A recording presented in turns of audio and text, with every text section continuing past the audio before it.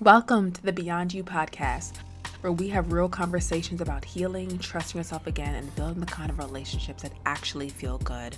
I'm Samantha, and if you've ever felt like you're just going through the motions, like you're doing all the right things but still feeling disconnected, you're in the right place. Because here we go beyond the surface, beyond the hurt, beyond the patterns that keep you stuck.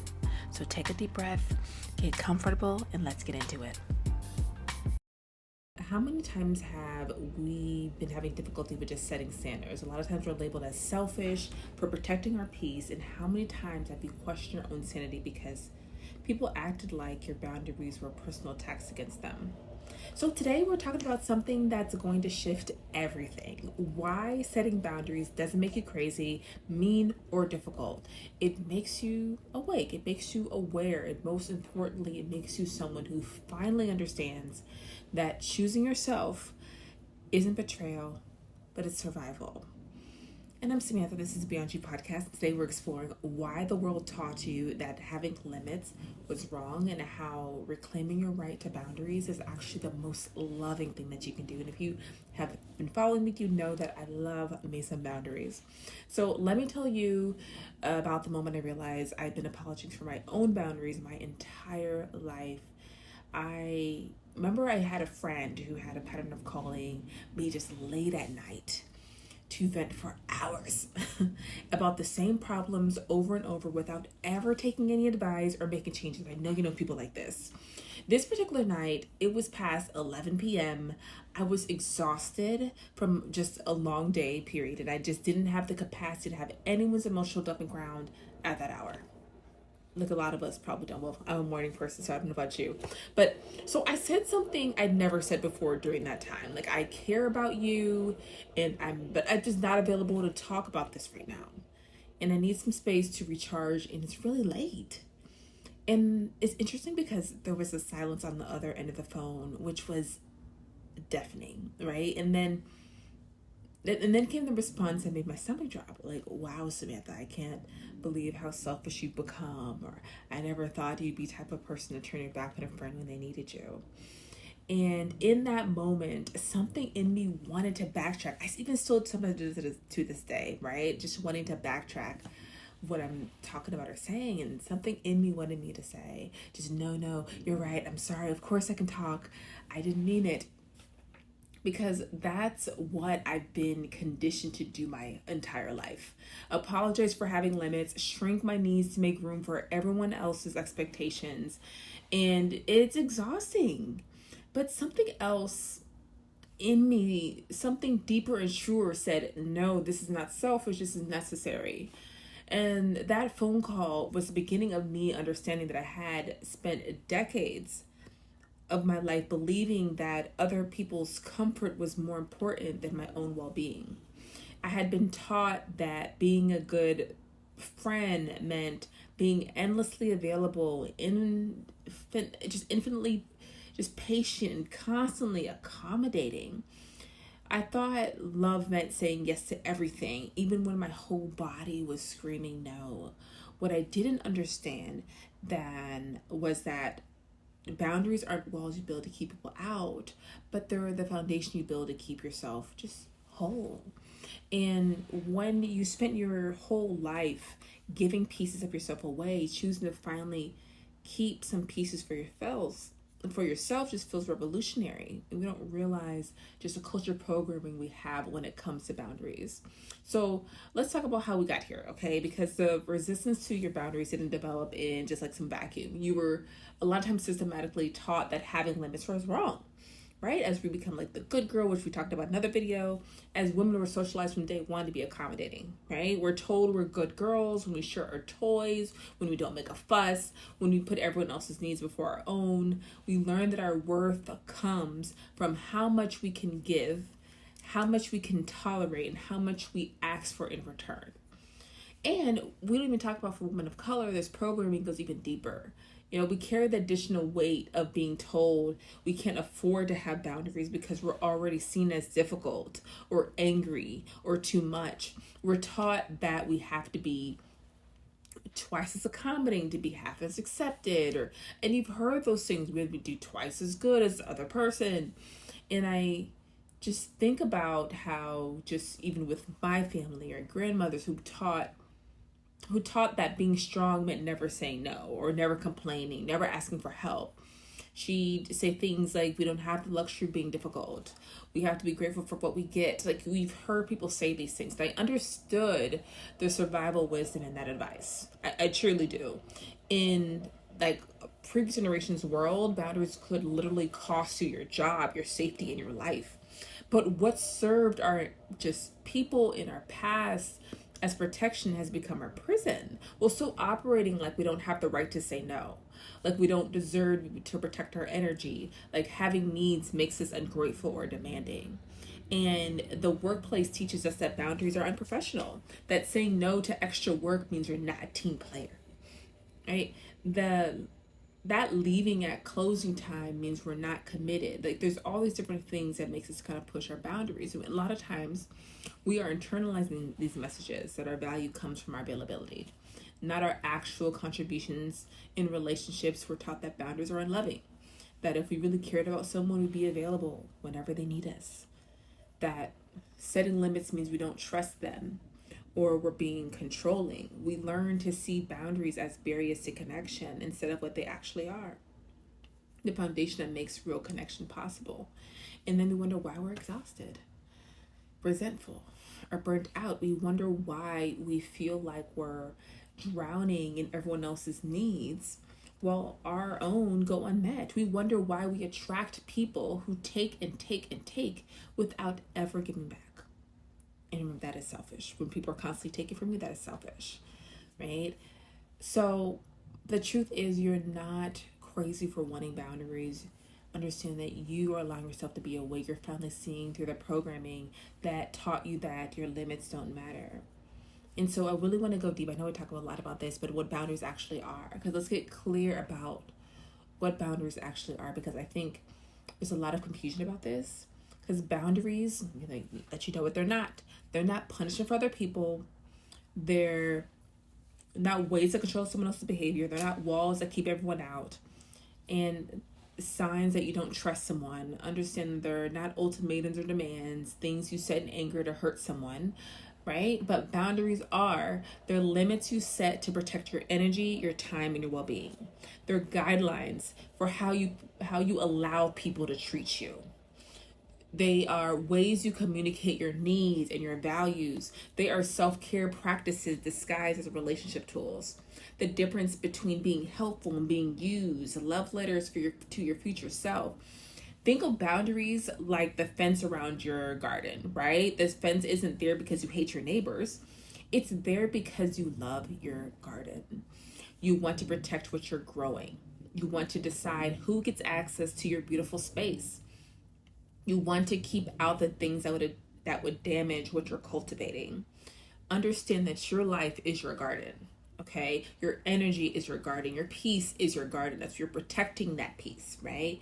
And you have every right to decide who and what gets access to that sacred space.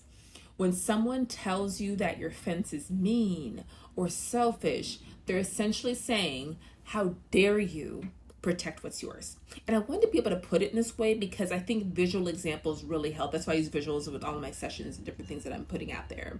How dare you take whatever you like? How dare you not let me take whatever I want from your garden? And understand that when people do that, that's entitlement, because real love respects boundaries. Real love wants you to protect yourself. Real love doesn't ask you to set yourself on fire to keep someone else warm.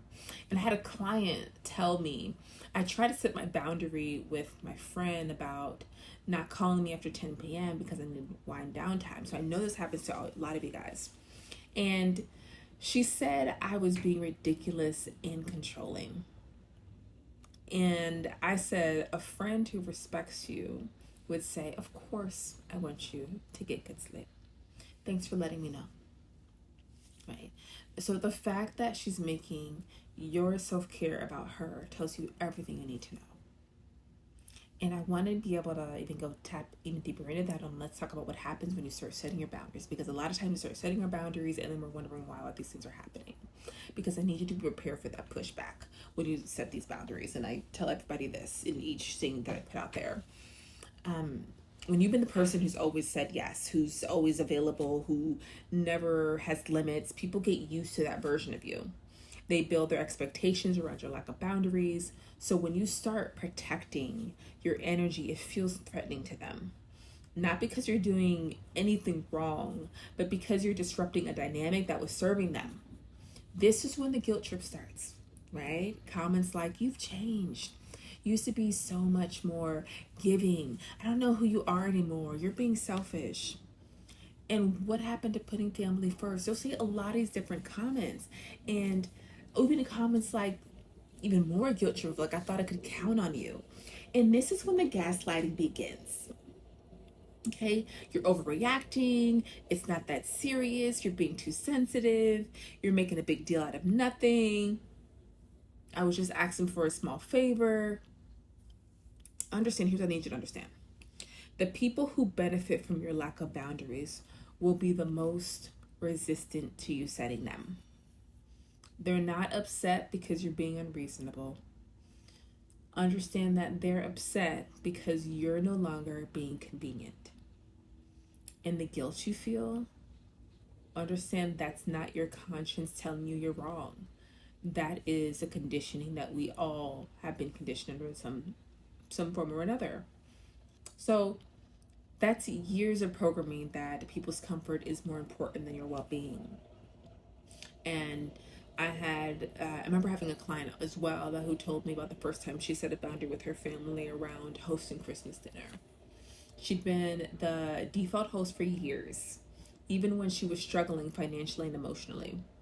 That year, she was going through a divorce and just didn't have the capacity, which a lot of us don't have the capacity.